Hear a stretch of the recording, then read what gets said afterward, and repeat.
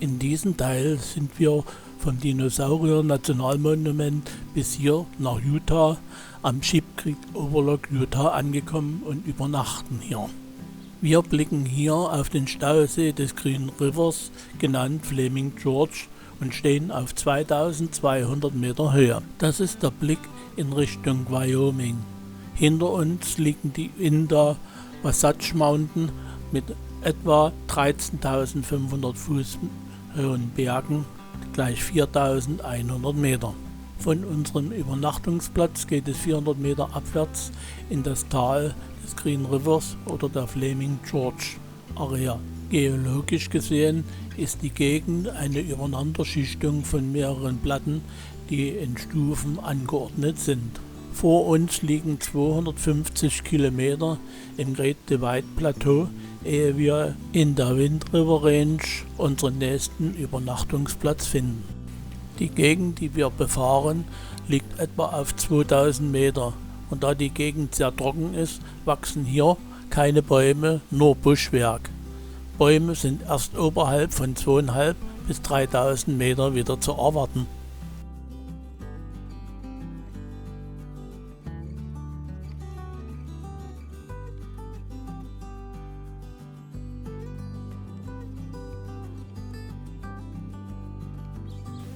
Wir sind im Big Sandy Reservoir. Wir queren den Green River und weiter geht es nordostwärts Richtung Wind River Range. Wir haben das südliche Ende der Wind River Range passiert, betrachten das Red Canyon und fahren wieder zurück, um in den Wald in die Wind River Range abzubiegen. Vom Highway 28 biegen wir auf die Lewis Lake Road ab. Hier im Nationalforest der Wind River Range fahren wir auf unbefestigter Straße von einem Campingplatz zum anderen und bleiben dann stehen auf einem kleinen Platz mit 5 Plätzen und sind die ganze Nacht vollkommen allein bei absoluter Stille. Eine kurze Wanderung führt uns an einen still dahinfließenden Bach. Wir genießen die Natur. Und damit uns keine Bären behelligen, haben wir sicherheitshalber die Bärenklingel und das Bärenspray mit.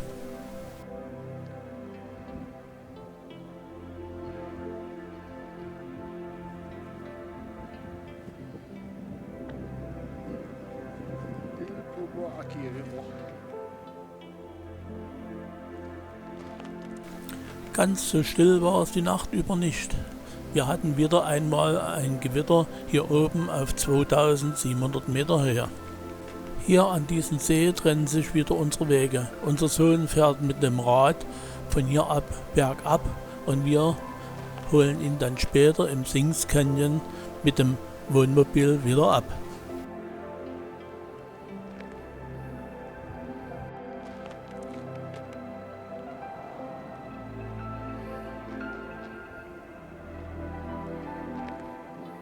Sicherheitshalber hat er die Bärenklingel hier am Lenker befestigt, aber es sind nicht die Bären, sondern die Kühe, die ihn hindern am Weiterfahren.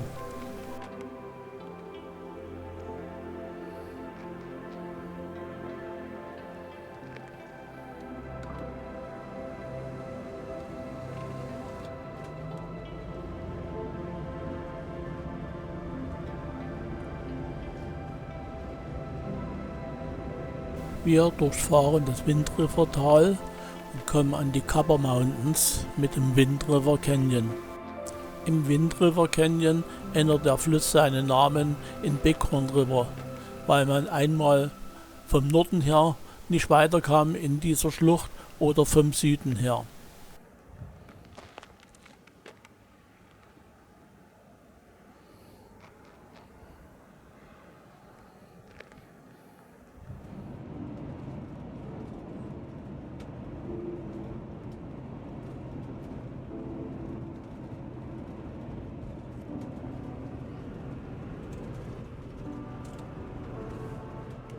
Nachdem wir die Tunnel durchquert haben, sind wir nicht mehr am Wind River, sondern am Bighorn River.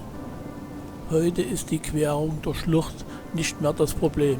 Neben dem Zug gibt es auch eine gut ausgebaute Straße durch die Schlucht.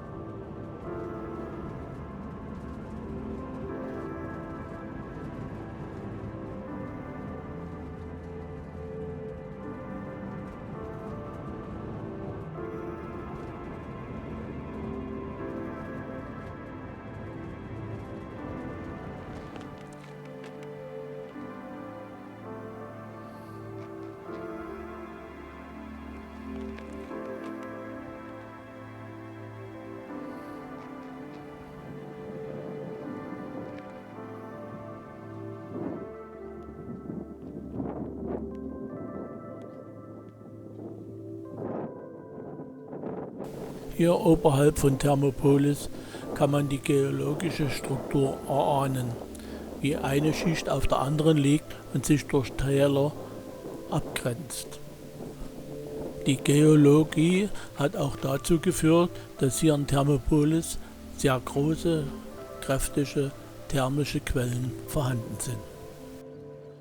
Wir wissen es nicht besser, aber dass hier die weltgrößte Thermalquelle ist, müssen wir glauben. Am Austrittspunkt fließt auch sehr viel Wasser weg. Einiges wird in Rohren in die Stadt zum Baden weggeführt und anderes fließt hier frei über die Sinterterrassen bis in den Bighorn River.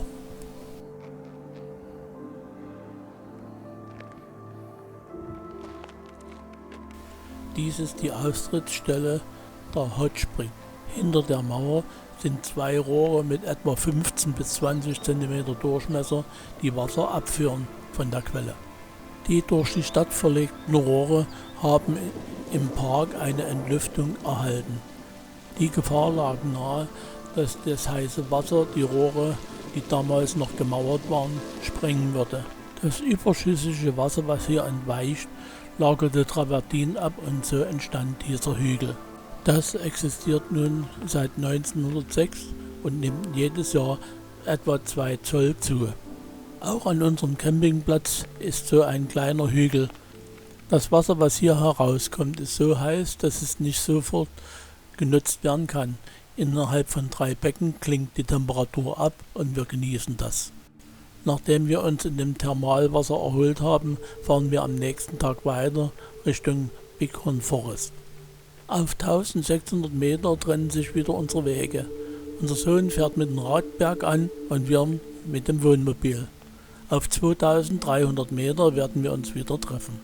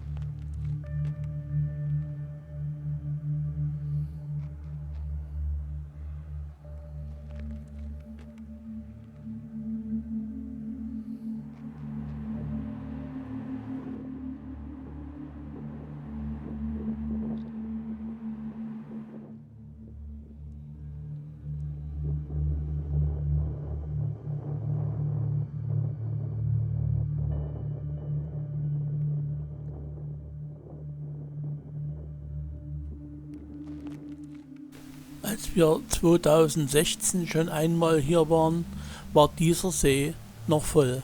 Jetzt fehlen mindestens 3 bis 4 Meter Wasser. Was uns auch fehlt, waren die Elche, die wir damals hier beobachten konnten. Leider waren sie heute nicht zugegen.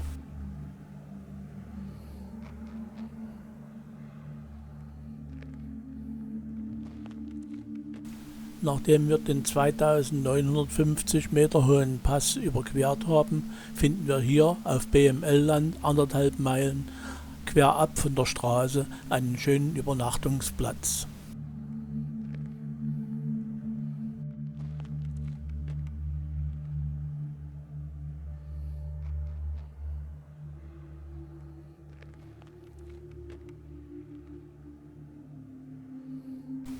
Am frühen Morgen geht es weiter bergab Richtung Buffalo.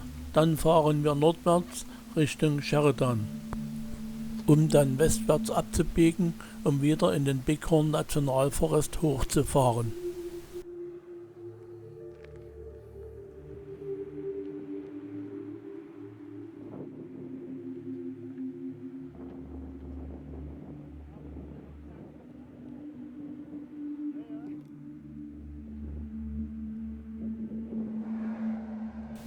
Kurz vor Sheridan sehen wir eine Unmenge Pronghörner.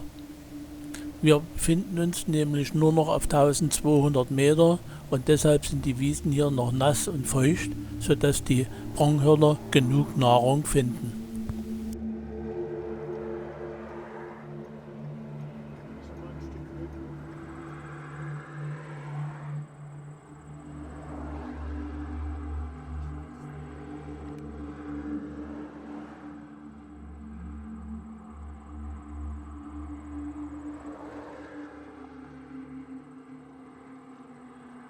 Faszinierend hier in Sheridan waren die Skulpturen, die an jeder Straßenecke rumstehen. Einige habe ich hier versucht im Bild zu verewigen.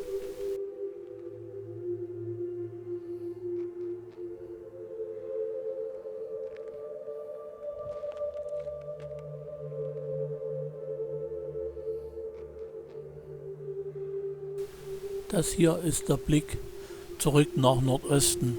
Wir fahren Richtung Südwest in die Berge von 1300 auf etwa 2500 bis 2800 Meter. Auf der Weiterfahrt bemerken wir, dass uns die Wolken folgen und die Täler sich mit Nebel füllen.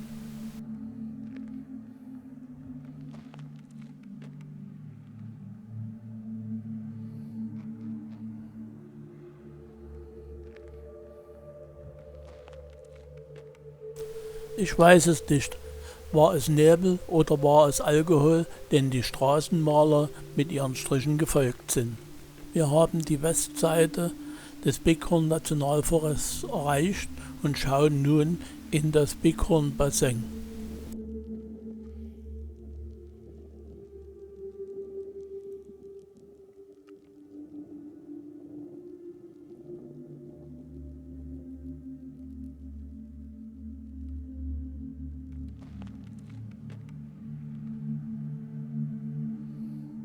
Wir sind wieder zurückgefahren, weil wir eine andere Straße abwärts nehmen wollen. Oben auf dem Berg erreicht uns der Nebel, wir sehen Rehe, wir suchen einen Übernachtungsplatz und finden keinen und fahren im ganzen Tal wieder bergab und dann haben wir das Glück, einen kostenfreien Campground zu finden. Wir müssen noch etwa 2 Meilen weg von der Hauptstraße fahren und dann haben wir unseren Platz gefunden. Weil der so schön ist, genießen wir den Abend in der Abendsonne und machen noch ein ordentliches Lagerfeuer. Natürlich dürfen die Steaks auf dem Grill nicht fehlen.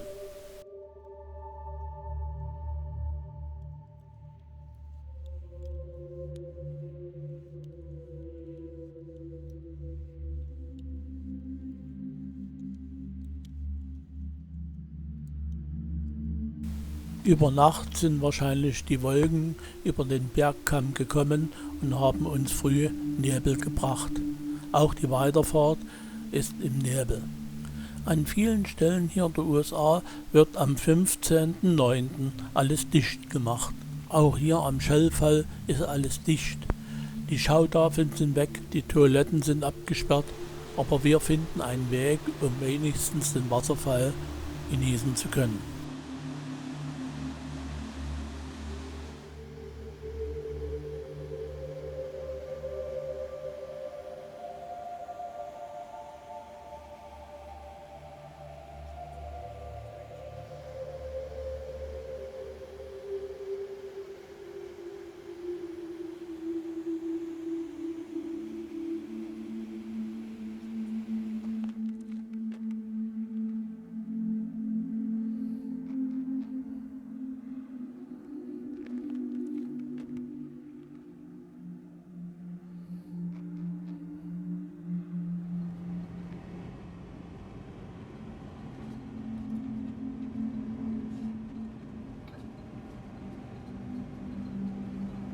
Wir verlassen die Bergkette des Bighorn Nationalforests und gelangen nach Greybull. Am Flugplatz am Ortsrand befindet sich eine Staffel von Flugzeugen, die der Waldbrandbekämpfung dienen. Alte, ausgediente Flugzeuge kann man hier besichtigen. Auf der Weiterfahrt von Greybull nach Cody kommen wir an einem riesen Gelände vorbei, auf dem sich noch wilde Pferde befinden, die hier ihr Dasein fristen.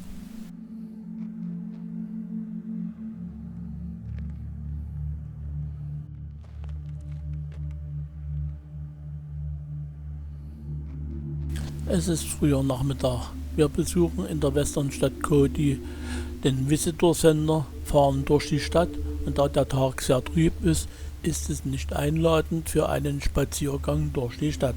Aber es gibt am Rande der Stadt einen Trailpark, wo man mit dem Mountainbike sich in den Hügeln abarbeiten kann. Und unser Sohn nimmt das wahr. Ich hatte die Zeit dazu genutzt, um Bilder und Videos zu sichern, und auch sonst sollte man mal eine Pause machen.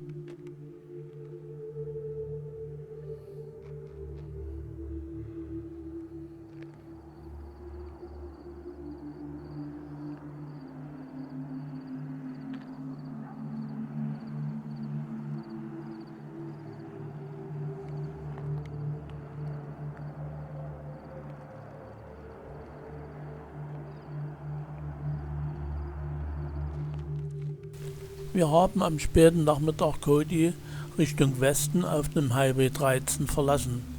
Morgen haben wir unseren ersten Termin im Yellowstone Nationalpark.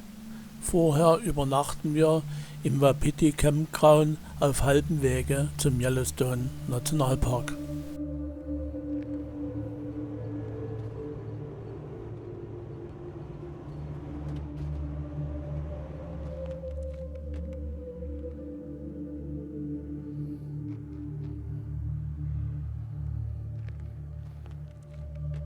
Im Yellowstone Nationalpark sind wir insgesamt 4 Tage. Der Bericht davon wird aber ein eigenes Video.